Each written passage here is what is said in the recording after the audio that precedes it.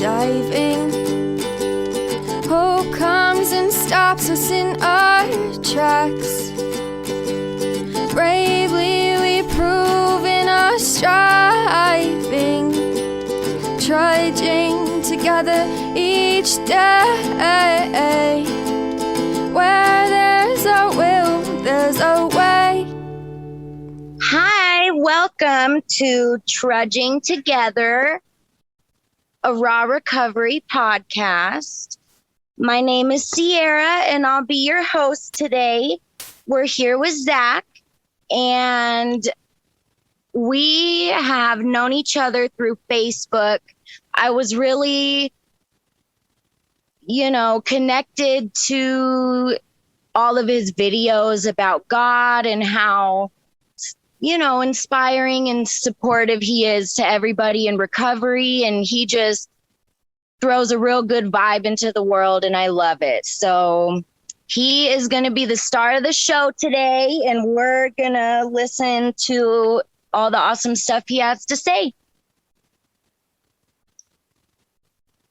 Okay. What's up, everybody? Like she said, my name is Zach. So I'm just going to tell y'all a little bit of my story, my experience, my strength, my hope. I guess I'll start from the beginning, where I'm from.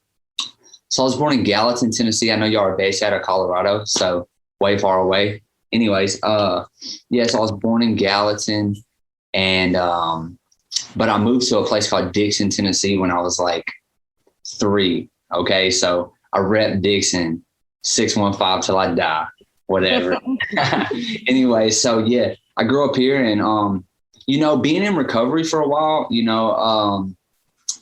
I always felt kind of guilty in early recovery because a lot of stories start out with some like trauma, some like bad stuff that young kids have to go through, some molestation, rape, child abuse, parents leaving them in places. And I always felt like a huge weight on me because that was not the story with me. Like I had like a Hallmark movie swag when it comes to growing up. Like I had mom and dad in the home, married, white picket fence type life. I had everything. I was good at baseball, good at football, basketball, sister, we got along, dog in the backyard. Right down the hill from me, my aunt lived, and then my grandma lived right in front of us, and we all owned all the land on our street. So it was like, you go to your grandma's house after school and there's like a peanut butter jelly sandwich, glass of milk.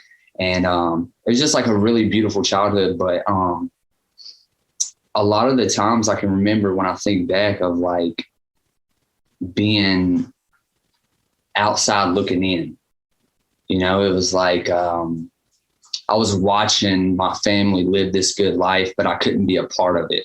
That restless, irritable discontent that they talk about, bro, that was me to the max. Like it didn't matter what was going on. I always was like worried about what my parents thought of me or why, I had all the friends in school. Everybody wanted to be my friend, but I could be in a room full of 1,000 people in front of 1,000 people and feel like I'm the only one there.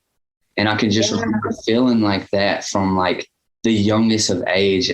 Like specifically, I can remember being so unhappy and so depressed at a young age that I was like, if I can just make it to Christmas, and I'll get that new Madden game, then all my friends will come over and like everything will be okay. Like if I could just make it to get that Madden game. I remember Christmas coming around.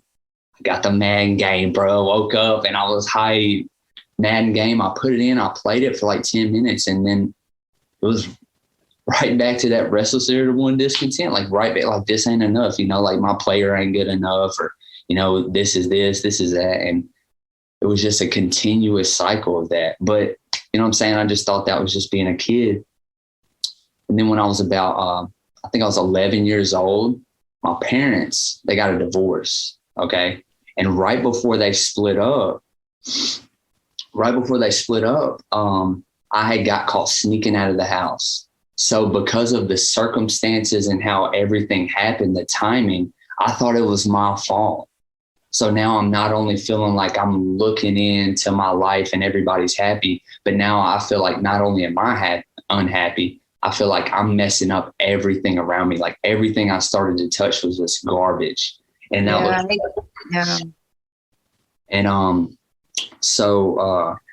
my mom, she worked at Old Harding Pediatrics. That's it's like a children's hospital here in Bellevue.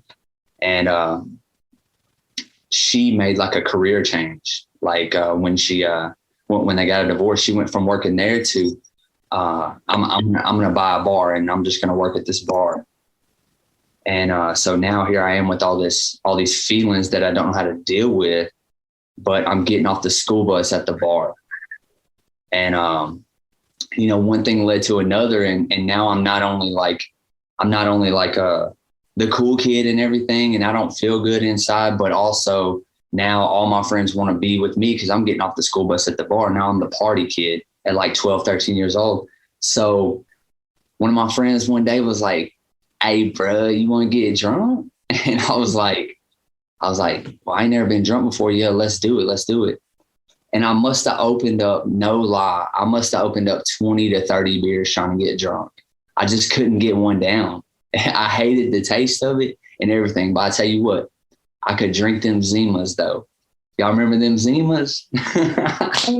I could knock those back. So I started drinking. I found them Zimas. I drank like 6 of them. And the next thing I know, I can remember it just like it was yesterday. I can almost taste the Zima just thinking about it. I can taste the feeling that it gave me. That feeling that I talked about earlier, that restless, irritable, and discontent, that why is this girl thinking this about me? Why is so-and-so think about me? Why don't they want to be my friends? Went away. It just all went away. And, some people say you're born an addict. Some people say you become addicted. You develop alcoholism. And me, I don't really have an opinion on it, but I do know this. From that moment on is when I believe I'll become an addict, because I made a decision right then and there. I was like, you know what? I'm going to do whatever it takes to feel this way for the rest of my life. And I did, I started drinking every day at that bar. I got to where I could drink beer. And then when you're hanging out with the kids that want to drink the beer, then you're getting introduced to the marijuana. Okay. And I've heard addicts say this, I hit this stage where I say, I'll never do this, or I'll never shoot dope, or I'll never do this. That was not the case with me. That was not the case. I was the same way. As soon as I got drunk, I was like, where's the crack at? You know what I mean? Like, where's the meth at? So wanted to experience it all. Yeah, exactly. If this makes me feel this way, let's see what this does. And let's also see what this combined with this does. And, let's just tear some stuff up. So, I started drinking. And then it just escalated very quickly because I was open to anything that would make me feel other than the way I felt. So went from marijuana to cocaine. And, I went through like some weird phases. I went through like a huff and air duster phase. I went through the triple C core sitting cold and cold phase. Benadryl and shit. Yeah. And like everything. Yeah. Taking the 24 pack of Benadryl and walking around like a robot. Yeah. And then it just continued to escalate. And then I started getting into harder drugs like acid, mushrooms. And I really thought I found it there, honestly. I really thought I found it there for a good little year. But just continue to excel in my drug use. And then I got on Percocets when I was like 15. And because my mom, she was prescribed them, and I found them in her. I was the kid that would go in my mom's cabinet. And if it said, don't drink with grape juice, oh, bro, where the grape juice at? You know what I mean? Like, I need some grape juice to mix with this. I want the full effect of everything. Don't drink alcohol with this. Oh, give me a Zima, And then, And then, so I got on Percocets really bad. And, what's going to happen if you're in school and you start doing drugs?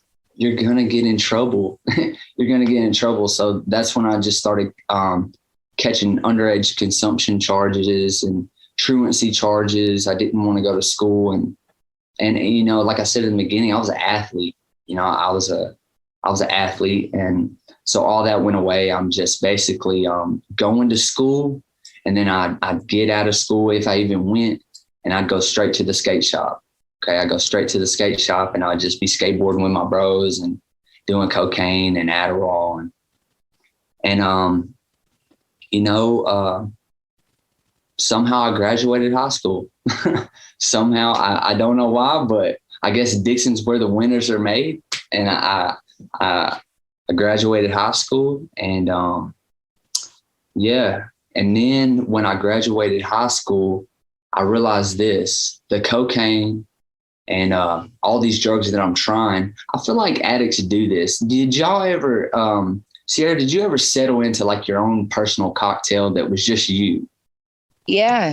Oh, yeah. And it like totally put me on the level I wanted to be on. Exactly. Well, when I graduated high school, my cocktail, I needed a Xanax bar, some cocaine, and some vodka. And if I could just have that and everybody would leave me alone, then the world would be a better place. But that's not going to happen. So, but I did find out a way to keep anything I wanted. I just, I began to start selling drugs. And, you know, you ever heard a monkey can't sell bananas? I know y'all probably heard that. Yeah. That's basically what happened with me. I thought I was going to be this dope boy and this drug boy and just live the lavish lifestyle that the media portrays, but it didn't happen for me, cuz. Oh, no. Yeah. So well, basically what I'm getting to is I started catching charges. At a young age, and the charges got worse and worse and worse. But when I got my first like charge where I bonded out and knew I was going to jail when I went to court, I had the brightest idea ever. I was like, let me just stop right here.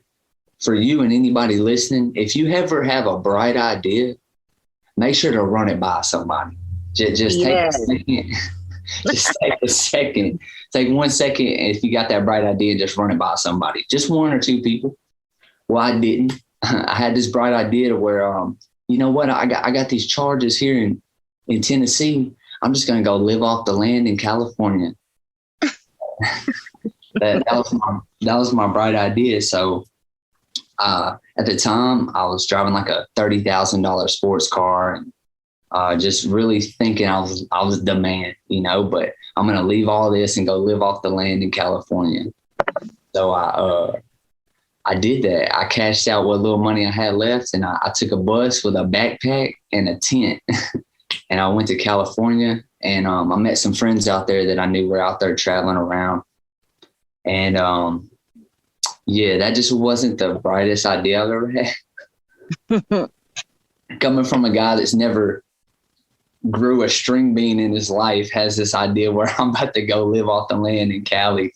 And be a farmer and just totally be off grid. Exactly. Yeah, I'm going off the grid, eco-friendly, whatever. It didn't happen. Basically, where it led me was homeless in Oakland, California. But, you know, I went out there with a cocaine habit, and I was also trying to run from that. It just wasn't fun no more. You know, I mean, it was fun, but I could see where it was going, you know. So I was like, man, I'm going to get away from the cocaine. I'm going to get away from the charges. You know, I'm still going to drink and smoke and some acid every now and then. But, yeah, so I went out there, and when I come back, I had a heroin habit. And that's when stuff just really, really went dark for me. And but the cool thing about it was when I got back to Tennessee, for one, there was no heroin here that I could find. I just wasn't that plugged in around here. But, you know, them charges I talked about, they were here. They were still there. You know, just had this idea that if I would just go away for long enough, that they would just fall away or they would just forget me. Well, they didn't.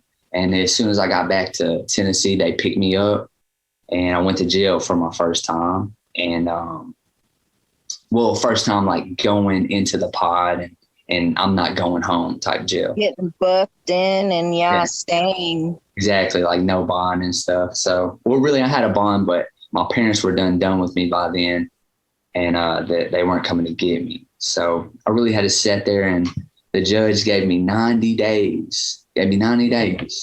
And I was like, man, I'm going to kill myself. You had the detox in there and everything. Yeah, it's horrible. And so I did the little 90 days, and that really shifted me, honestly, because once I went to jail, and I really had this mindset then of, this is the worst you can do to me, like this is it. All right, well, come on with it. So it really didn't change me. It just kind of made me harder and less cautious, I guess you would say. So, man, really, I stayed in this cycle for years. You know what I'm saying? I got caught in that cycle of going to jail, doing about a year, and then getting out and trying to go back home. But then I would get caught stealing or manipulating or lying, and out on the street I am again. Definitely couldn't hold a job. Nobody could trust me. Friends will come and go. Those fair weather friends that if you whatever you got in your pocket or they got some in their pocket, then we could kick it. You know what I'm saying? Like, yeah, that's the kind of friends that I kept around me. And so I was just pretty much in this same cycle for the next 5 to 10 years. But the only thing that would change was my drugs. The detoxes would get longer. The charges would get bigger. The car crashes would get worse, and the hospitalizations would get worse. And that same restless, irritable, and discontent that I talked about back when I was 10, 11, 12 years old, it would get harder and harder and harder to push away. It would get harder to mask that. So now I have a full-blown heroin addict, started injecting IV, and moved into meth, and that was my cocktail then. And I just continued to live in that cycle. And mixed in with some overdoses, those started happening. And the first time I overdosed, I really didn't believe them. I was at a Buffalo Wild Wings, and I went outside and got high. And the next thing I know, I'm waking up in ICU like a day later, and with a tube being pulled out of my throat. And I thought I had a car wreck, and then I got caught getting high inside the hospital bathroom, and it was just a whole vibe. But anyways, stayed in that cycle for a long time, and really,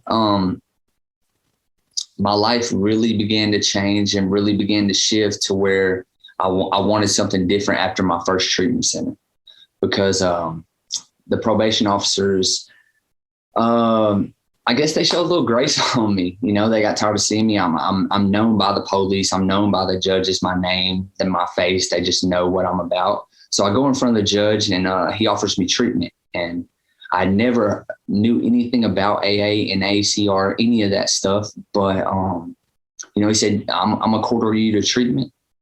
And so I almost didn't even go, but he said 30 days in treatment or a year in jail. So I was like, I weighed my little options about 2 seconds. And I said, I'll take 30 days in treatment, So then I get there, I'm not knowing what to expect. But honestly, my thought was they were going to teach me to use drugs successfully. Like I had my formula wrong. I shouldn't take the Xanax with the heroin and I won't overdose, or I shouldn't drink and before I do cocaine. My formula is just messed up. I just don't know how to moderate my drug use. So when I get there and they're talking this full abstinence thing, I was like, I don't know about this, but I'll stay because it's co-ed and I can talk to some of these females.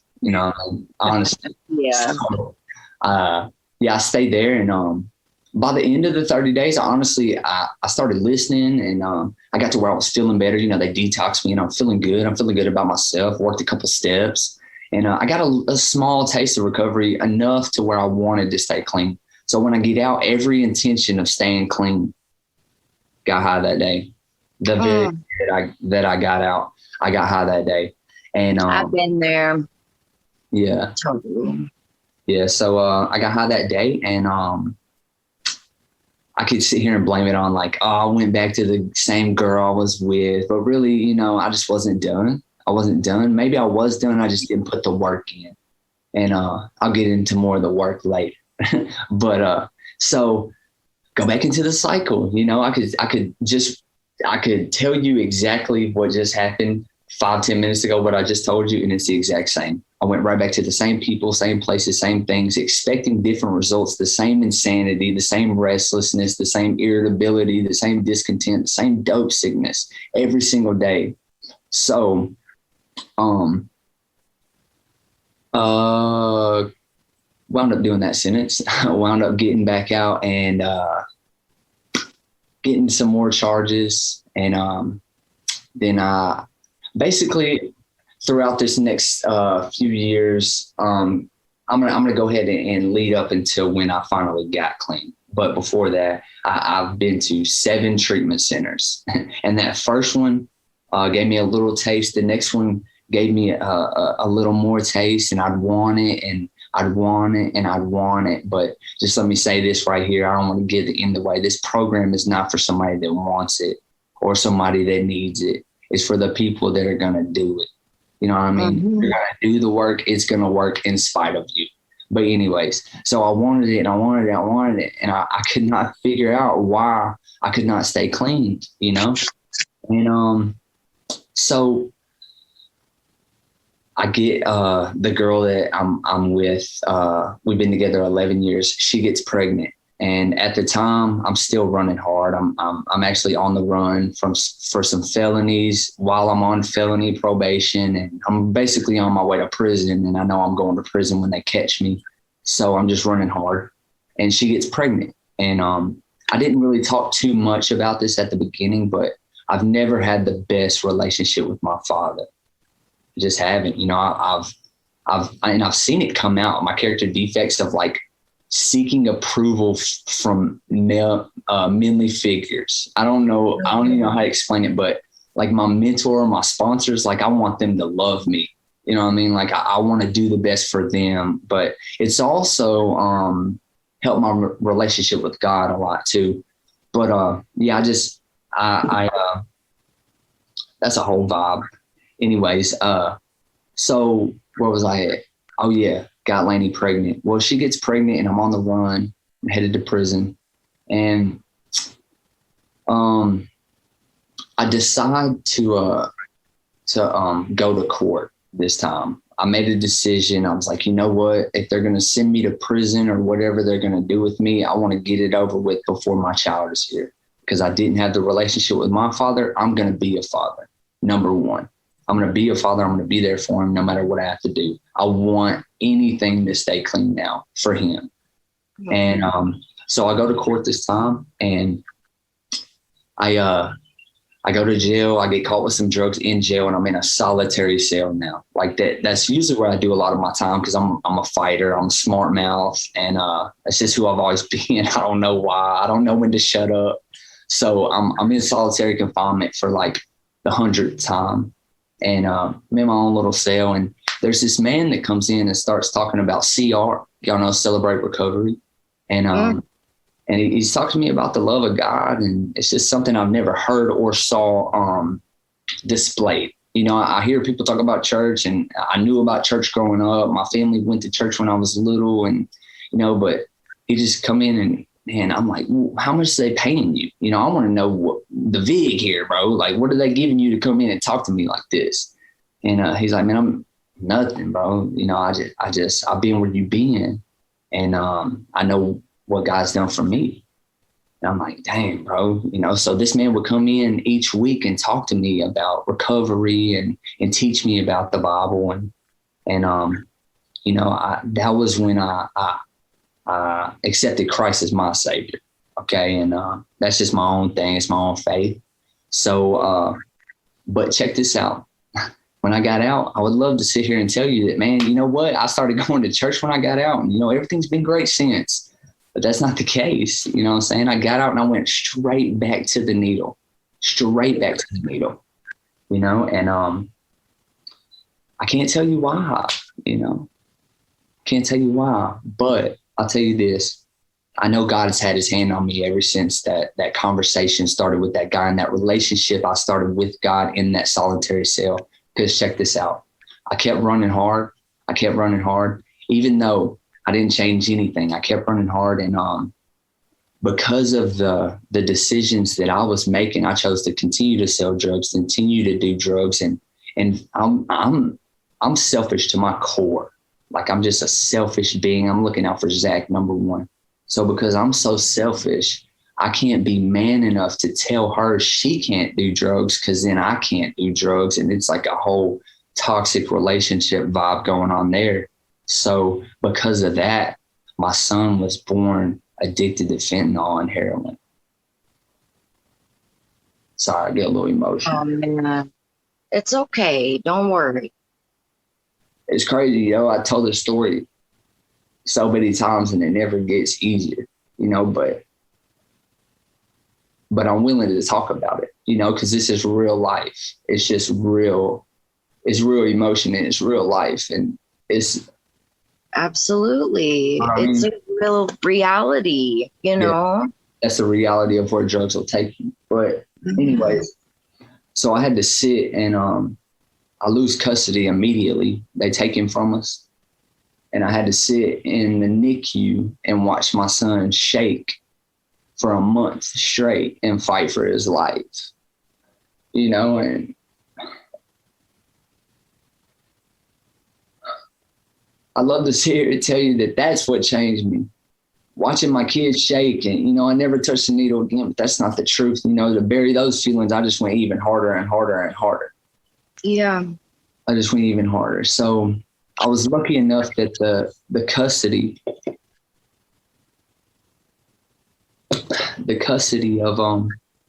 of Lincoln, that's his name, Lincoln. The custody of Lincoln went to her mother, his mother's mother. And, you know, she was nice enough to let me stay there, knowing the life I lived. I said, I just want to be close to my son, you know.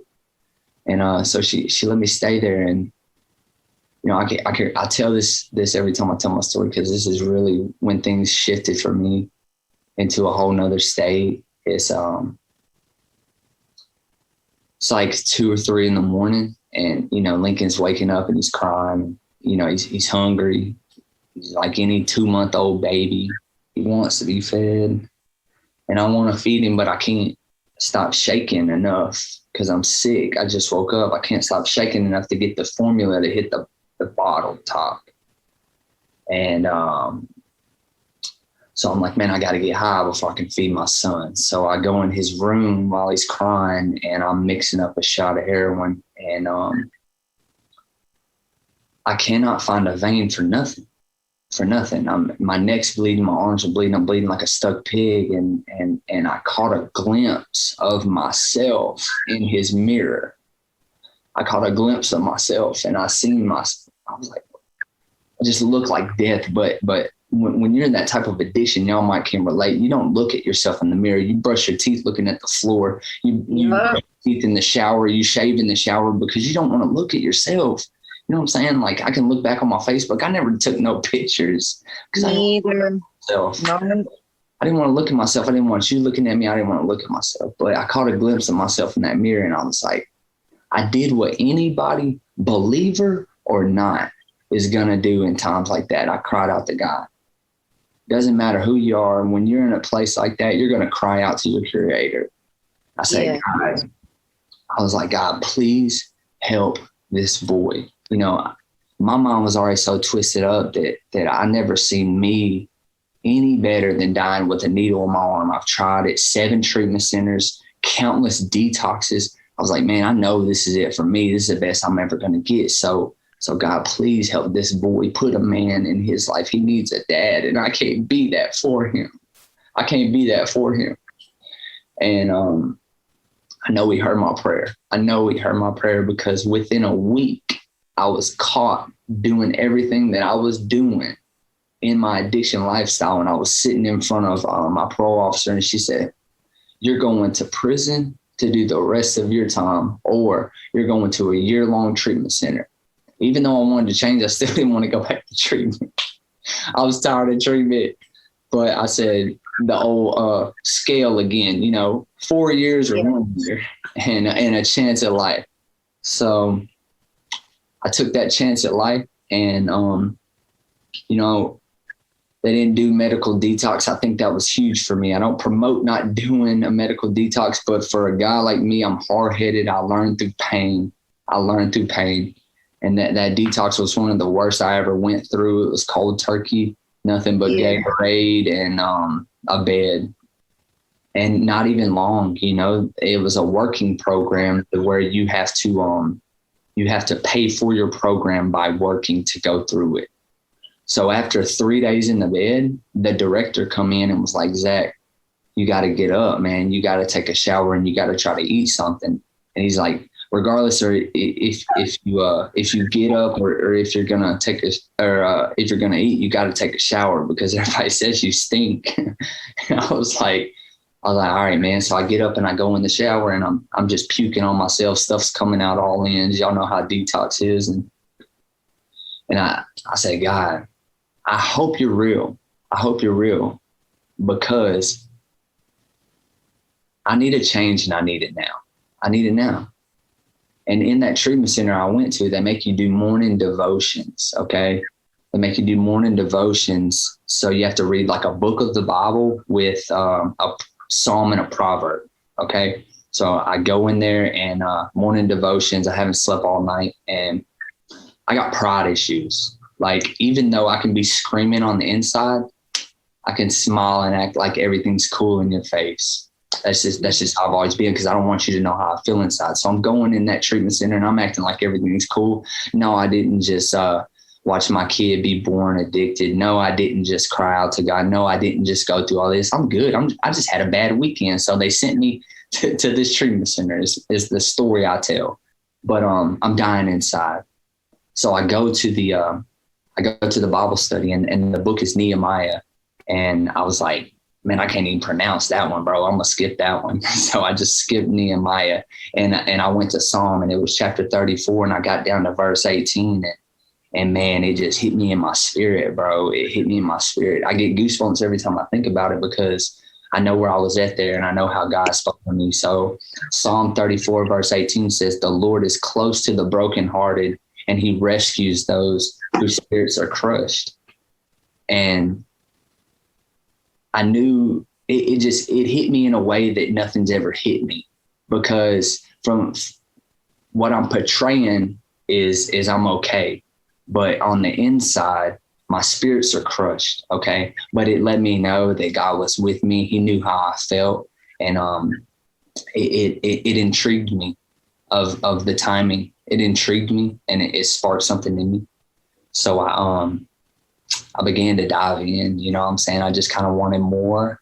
And I said, I got to be here a year. So I'm going to give it everything I got. And I did. I become community leader. And that's basically, they have 3 of them over the whole place. And you kind of run the place, and you have guys under you, and you make sure everything works right. So the guys up don't really have to do their job. So, just got really involved in the recovery community, and really involved in my church. And, hold on a second.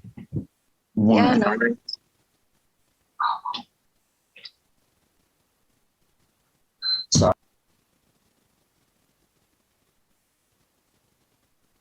Okay. Sorry.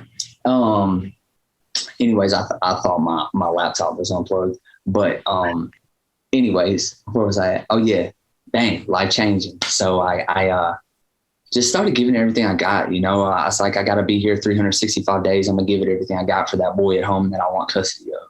And I did. I didn't want it for myself at the time, and it was a long time before I really began to love myself enough to want something better for myself. And but it started with to get self-esteem, you got to do esteemable things, so I just began to when I'm feeling crappy or whatever, I just started helping others, and I began to like realize that would affect the way that I cared about myself, So like, that's why I preach to my sponsees, service, bro. Like, get in there and just help somebody pick some trash up. It doesn't matter. But anyways, it makes you feel so much better.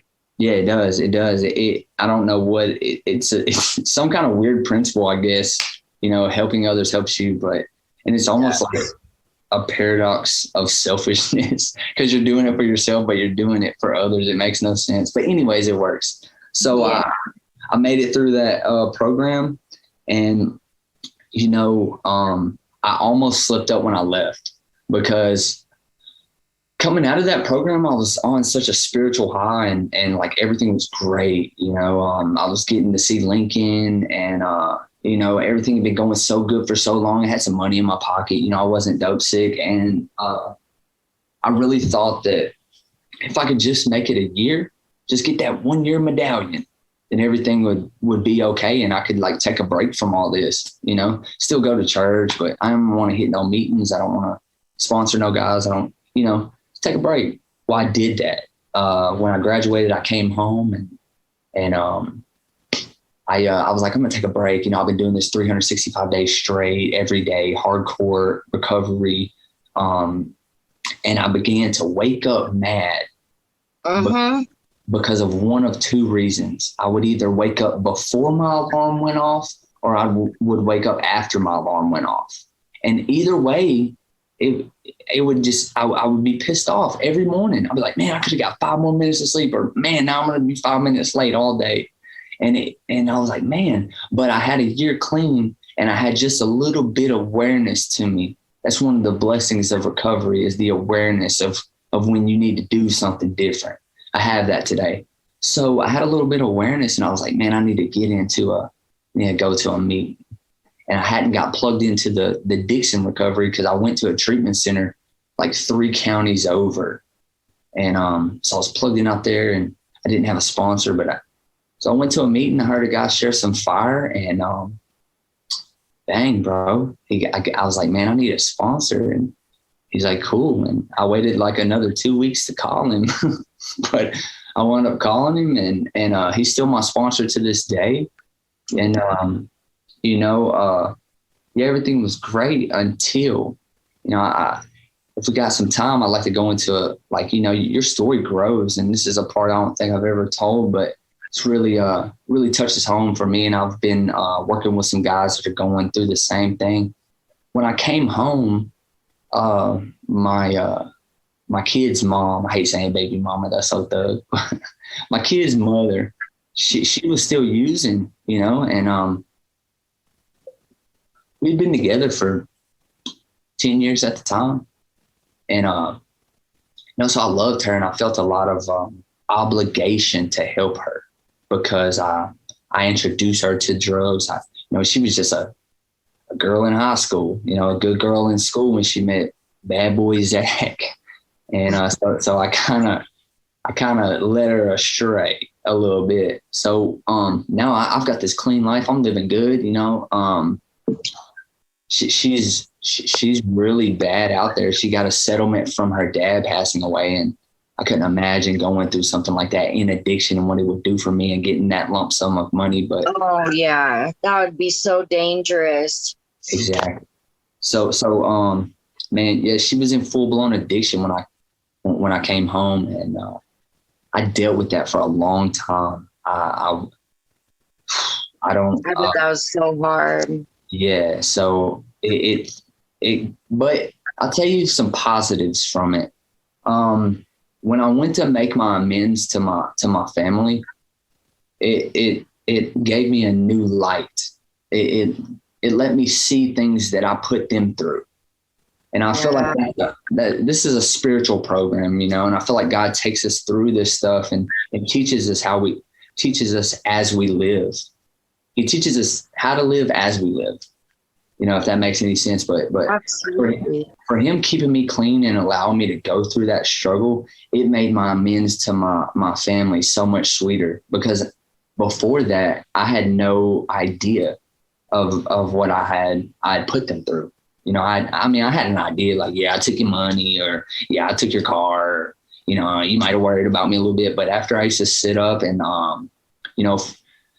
I had a routine. I would wake up in the morning. I would have to go through my house, like perimeter, and get the needles and get the dope and get the spoons and get the cans and get it all, because, and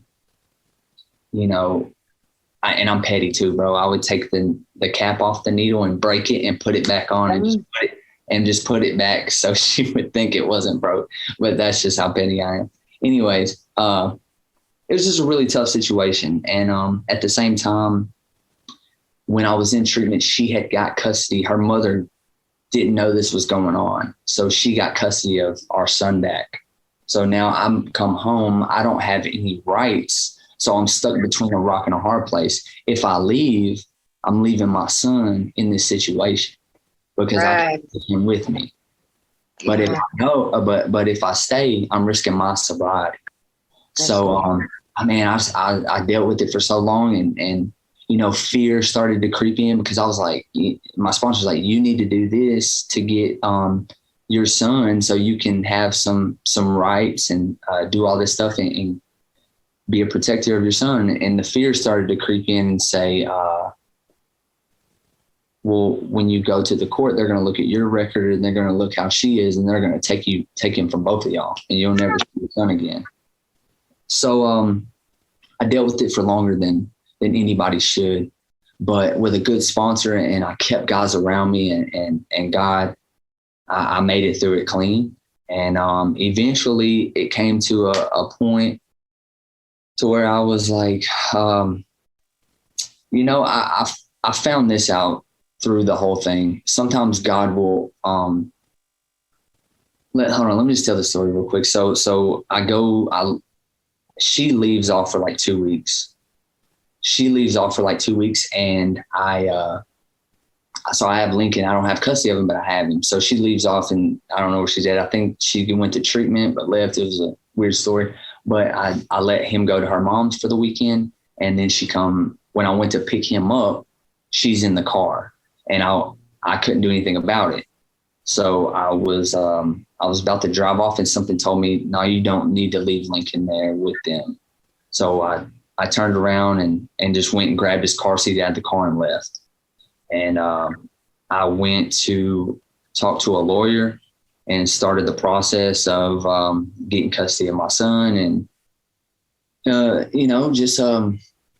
because of the program today, I was able to go in the courthouse and get full custody of Lincoln, a son that I never even thought I would be able to be a father. Yeah, exactly. Yeah. Praise God. That's, to take a junkie like I was, and then like able to walk in to a courtroom with a shirt tucked in and be like, look, I know my record. I know who I was, and stand up there with boldness and be like, I know who I was, but trying to be a father today, and they saw that. They, they're not stupid. They saw what was going on, and they gave me full custody. And the most beautiful thing about that is that woke her up, and she decided she was going to go to treatment. And this week she celebrates 10 months. Yay! What a wonderful ending. Yeah. So she celebrates 10 months, and she works for the treatment center that she went through. And our family has been like completely restored. And God just kind of showed me like a little God wink through the whole thing, was that sometimes God will frustrate your expectations of what you want him to do so that he can exceed them, Absolutely. And, yeah, because I just wanted her off drugs, but now she's just like shining in recovery. You know what I mean? Like shining, bro. Like I'm like, Laney, explain this to me at times. But yeah, I'll be celebrating 3 years this September, and she just actually her year and my 3 year is the same week. So we'll get to celebrate together. And we have full custody of our son. We have our own house now, 2 cars, and it's just a full life of recovery. But we have to do it every day, because those treatment centers I've been to, or she went to, and we thought treatment didn't work. No, treatment does what it does. You're sober while you're at treatment. My aftercare program sucked. I wasn't willing to continue to do what they taught me. But yeah, that kind of leads up to my story today. I guess that's really all I've got to say, and I hope that explains a little bit of where I'm at today, and gives you a good outlook of where God can take a needle breaking off in your arm junkie to like today I'm a father and I'm a leader, and I serve in ministry. I sponsor guys. I have people that call me for advice today. Not only that, but I'm happy to give it to them. And it's just I live a beautiful life today. Yeah. Thank y'all for so much for just letting me share. I appreciate it. Oh, thank you for telling your story. Your story is so inspiring, and I'm so proud of you and your girlfriend. I mean, basically, I don't know, wife, whatever, but still, I'm so proud of you guys, and you have your son. Like, your story is so real and raw, and seriously, just seeing where you are now, you are just helping so many people, and it's wonderful. I appreciate that. I really do. I appreciate the opportunity because, the cool thing about it being 2021 is that, not everybody's going to go to a meeting and not everybody's going to go to church. But I'll tell you what, everybody's online.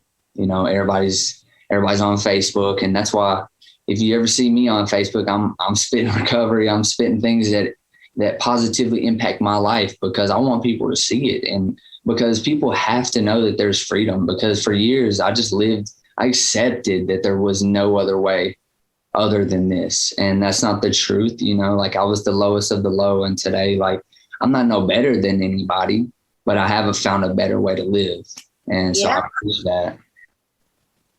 And you're so just real about it, for real. I found you in a recovery group. Like, you posted one of your videos and I was like, oh my gosh, this guy is so awesome. Like, I just wanted my life to be filled with your positivity. So I was like, I just need to add him and let everyone know that he's just so positive, like, really, you're awesome, dude. Thank you for coming on to share. That was awesome.